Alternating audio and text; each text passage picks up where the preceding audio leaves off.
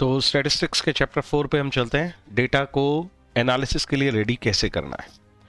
अगर आपके पास एक रॉ डेटा है, उसे आप एनालिसिस के लिए रेडी करना चाहते हो। रॉ डेटा का मतलब जिसमें कोई इंफॉर्मेशन आसानी से नहीं मिल रही हमें, तो एनालिसिस करेंगे तब हमें इंफॉर्मेशन मिलेगी। तो पहले उसे एनालिसिस के लिए रेडी करने की बात करें, राइट।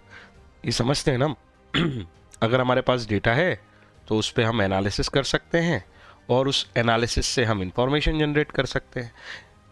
बेसिकली हमें इंफॉर्मेशन चाहिए, लेकिन इस डेटा को एनालिसिस करने लायक भी तो बनाना पड़ेगा। ये डेटा एनालिसिस करने लायक कैसे बनेगा, उसके लिए ये पूरा चैप्टर है। अगर आप रॉ डेटा को एनालिसिस रेडी बनाना चाहते हो तो सबसे पहले उस डेटा को क्लासिफाई करो, उस डेटा के अंदर वेरिएबल ढूंढो और उसकी फिर सीरीज बना लो। तो 3 काम हमें करने पड़ेंगे और इस चैप्टर में ये 3 पार्ट्स ही इंपॉर्टेंट है, ठीक है ना। क्लासिफाई, वेरिएबल और सीरीज। तो आपका जो रॉ डेटा है वो एनालिसिस के लिए रेडी हो जाएगा। इसको ध्यान रखने के लिए ये न्यूमोनिक याद रख सकते हो, कोई दिक्कत नहीं है। पूरा चैप्टर बस इसी के आसपास घूमने वाला है। देखो, हमारा रॉ डेटा कुछ ऐसा दिख रहा है, कुछ समझ नहीं आ रहा कि क्या लिखा हुआ है, ठीक है। तो हम क्या कर सकते हैं, इसको अलग अलग ग्रुप में बांट सकते हैं। से सपोज ग्रुप 1, ग्रुप 2, ग्रुप 3। तो इन तीनों ग्रुप में हमने कॉमन ट्रेट्स वाली चीजों को एक साथ निकाल लिया। Means we are arranging the data on the basis of common characteristics. इसके लिए न्यूमोनिक याद रख सकते हो, class, common, like, arranged, systematically. Formal definition जरा पढ़ के देखते हैं।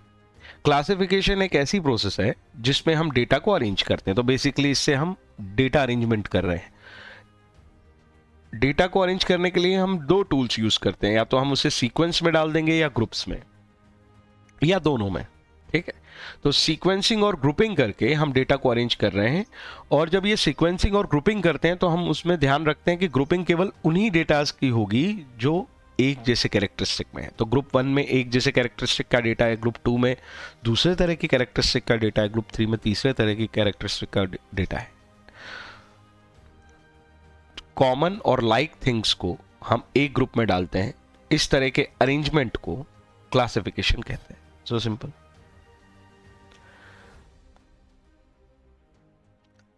क्लासिफिकेशन से हमें अचीव क्या होगा, what is our objective from this classification. Mnemonic याद रख सकते हो, SCHTRP।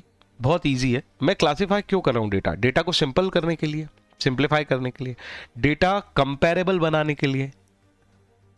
जब तक वो क्लासिफाई नहीं होगा, जब तक सेम ग्राउंड का डेटा नहीं होगा, तो हम कंपेयर कैसे करेंगे। तो डेटा सिंपल बन जाए, डेटा कंपेरेबल बन जाए, डेटा की जो सिमिलैरिटी और डिफरेंसेस हैं वो हाईलाइट हो जाए। जब हम ग्रुपिंग करते हैं तो अपने आप जो एक जैसा डेटा होता है वो एक ग्रुप में चला जाता है, तो उनकी सिमिलैरिटी और डिफरेंसेस हाईलाइट हो जाते हैं। उनके बीच में आपस में रिलेशनशिप कैसे है, जैसे डायरेक्ट रिलेशनशिप, एक डेटा इंक्रीज होगा तो दूसरा भी इंक्रीज होगा, इस तरह के वेरिएबल्स होते हैं। तो वो रिलेशनशिप आइडेंटिफाई हो जाए।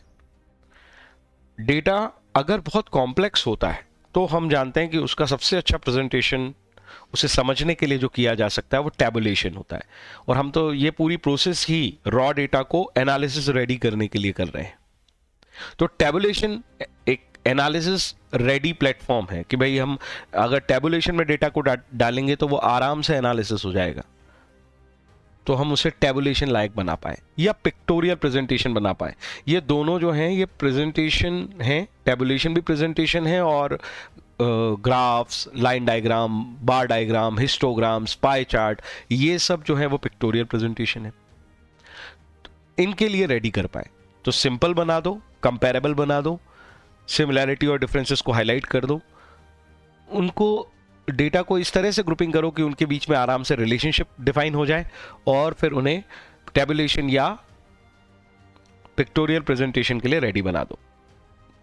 तो आराम से याद रख सकते हो, SCHTRP। ये हमारे ऑब्जेक्टिव थे कि हमने क्यों क्लासिफिकेशन किया। This is our objective, classification करने का पर्पस, राइट।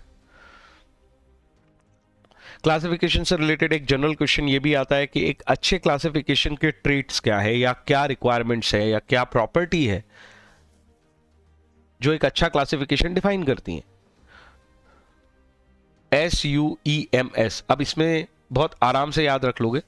देखो, जब भी क्लासिफिकेशन कर रहे हो तो पर्पस नहीं भूलना। सबसे इंपॉर्टेंट बात है कि आप किस पर्पस के लिए एनालिसिस करने गए हो, वो पर्पस हमेशा ध्यान में होना चाहिए जब भी आप क्लासिफिकेशन कर रहे हो। तो पर्पस ड्रिवन होगा आपका classification, should match the purpose, your classification must be suitable to the purpose. दूसरी बात, क्लासिफिकेशन के बाद कोई कंफ्यूजन क्रिएट नहीं होने चाहिए, अनएम्बिगुअस होना चाहिए। क्लासिफिकेशन का पर्पस ही है वो जो कॉम्प्लेक्स रॉ डेटा था उसको समझना है, तो समझना है तो फिर एम्बिग्विटी कहां एग्जिस्ट कर सकती है। तो there should be no confusion after classification. अब जो 2 पॉइंट है वो बहुत इंपॉर्टेंट है। आपका जो भी रॉ डेटा था, सपोज ये रॉ डेटा था, तो इसमें जितने एलिमेंट आपको दिख रहे हैं सब कवर होने चाहिए, ठीक है। मतलब किसी ना किसी ग्रुप में चला जाना चाहिए। इस 5 को या तो इस ग्रुप में चला जाना चाहिए, नहीं तो इसमें चला जाना चाहिए, नहीं तो इसमें चला जाना चाहिए। तीनों में से किसी ग्रुप में तो 5 को जाना ही चाहिए। इस कैरेक्टरिस्टिक को हम कहते हैं कि एग्जॉस्टिव बोलते हैं, इसको बोल देते हैं एग्जॉस्टिव। एग्जॉस्टिव वर्ड क्या समझा रहा है? Every element of data must be a part of at least one group, वो कहीं ना कहीं तो है।